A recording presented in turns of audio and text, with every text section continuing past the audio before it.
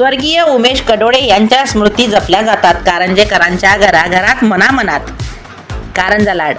Maharashtra news 24 live update.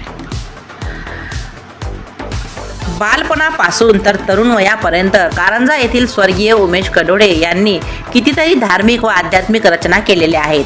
ते श्री कामाक्षा देवीचे प्रमुख गोंधळी आणि कारंजा लाड येथील महाराष्ट्र शासन पुरस्कार प्राप्त असलेले ज्येष्ठ साहित्यिक, लोककलावंत आणि सुप्रसिद्ध पत्रकार संजय मधुकर कडोळे यांचे कनिष्ठ बंधू होते.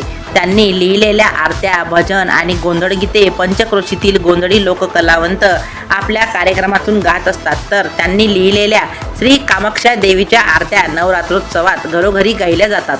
त्यामुळे मृत्यूनंतरही ते कारंजेकरांच्या मनामनात जिवंत आहेत. नोकरीनंतर त्यांची मानसिकता स्थिती ढासळली होती. त्यामुळे ते कारंजेकरांपासून आणि साहित्य लोककलेपासून दुरावले होते. जिल्हा सत्र न्यायालय वाशिम व पुढे अकोला येथे तब्बल 25 वर्ष न्यायालयीन सेवा दिल्यानंतर अचानकच एकाएकी त्यांना आजार होऊन त्यातच त्यांचे निधन झाले. दुर्दैवाने त्यांना मूलबाळ काहीही नव्हते. त्यामुळे सर्व सोपस्कार त्यांच्या भावंडांनी पार पाडले.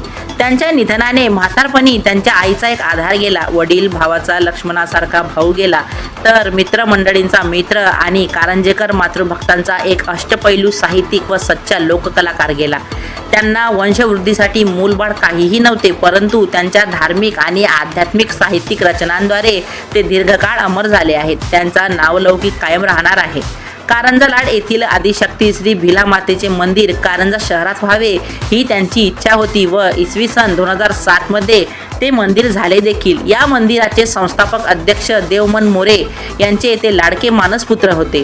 त्यामुळे नुकतेच दिनांक 30 मार्च 2026 रोजी त्यांनी 7 महिला भजनी मंडळे आणि 125 महिला भजनी कलावंतांचा सत्कार करण्यासाठी स्वर्गीय उमेश मधुकरराव कडोळे स्मृती निमित्त आदिशक्ती पुरस्काराचे भव्य आयोजन केले होते.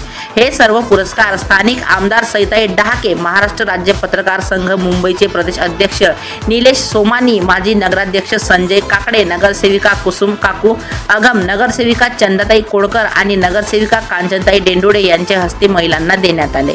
या सर्व पुरस्काराचे स्वरूप शाल, पुष्पगुच्छ, स्वर्गीय उमेश कडोळे स्मृती प्रीत्यर्थ सन्मान चिन्ह आणि सन्मानपत्र असे होते. आयोजकांच्या या कार्यक्रमामधून स्वर्गीय उमेश कडोळे यांच्या स्मृती जपण्यात आल्या आणि त्यांची कीर्ती मृत्यूनंतरही कस्तुरीच्या सुगंधाप्रमाणे बहरत आहे. यालाच म्हणतात मरावे परी कीर्ती रूपे उरावे. Maharashtra news 24 live update.